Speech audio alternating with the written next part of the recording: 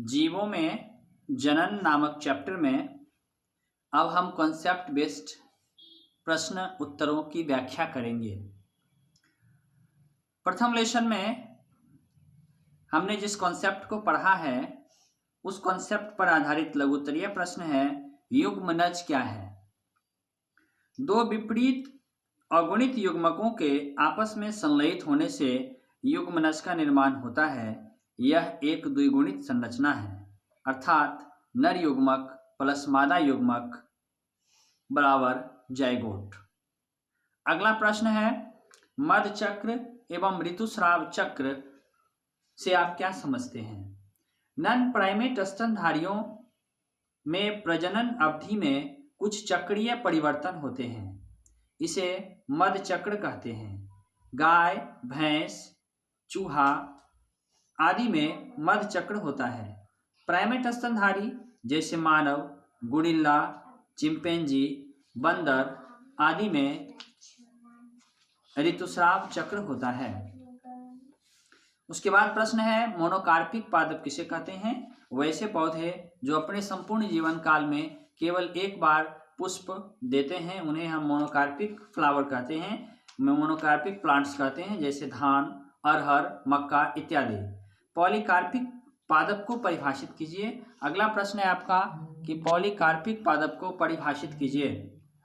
वैसे पौधे जो अपने जीवन में प्रत्येक वर्षों में किसी खास मौसम में पुष्प धारण करते हैं उन्हें हम पॉलीकार्पिक प्लांट्स कहते हैं, जैसे कटहल, आम, जामुन, अमरूद इत्यादि। क्लोन क्या होता है, स्पष्ट करें। जिन संततियों की उत्पत्ति अलैंगिक प्रजनन के माध्यम से होती है वे आनुवांशिक स्तर पर बहुत ज्यादा ही समान होते हैं। इन्हीं समानताओं के कारण उन्हें क्लोन कहा जाता है। अगला प्रश्न है, जीवों के लिए जनन की आवश्यकता क्यों होती है। जनन जीवों की एक अनिवार्य प्रक्रिया है, क्योंकि इसके द्वारा जीव अपने जैसे संतान को उत्पन्न करता है, जिससे उसकी आबादी में वृद्धि होती रहती है और वह अपनी प्रजाति को अनंत काल तक कायम रखने में सफल हो पाता है। नई प्रजातियों के उद्भव का कारण केवल प्रजनन है। उपरोक्त कारणों से प्रजनन एक आवश्यक प्रक्रिया है। अगला प्रश्न है, अनिषेक जनन किसे कहते हैं। हम जानते हैं कि युग्मकों के संयोजन से जाइगोट का निर्माण होता है, जिससे नए जीव की उत्पत्ति होती है, किंतु कुछ जंतुओं जैसे पक्षी, मधुमक्खी, रोटीफर्स आदि में बिना निषेचन की क्रिया के ही जीव का जन्म हो जाता है। इस घटना को अनिषेक जनन कहते हैं। उदाहरण के लिए टर्की तथा कुछ विशेष प्रकार की छिपकलियों में अनिषेक जनन की क्रिया होती है। अगला प्रश्न है, भ्रूणपोष के घटकों के नाम लिखें। उत्तर होगा अंडा, सहायक कोशिका, द्वितीयक केंद्रक और एंटीपोडल सेल। अगला प्रश्न है, कोनिडिया क्या है। कोनिडिया पेनिसिलियम में निर्मित होता है।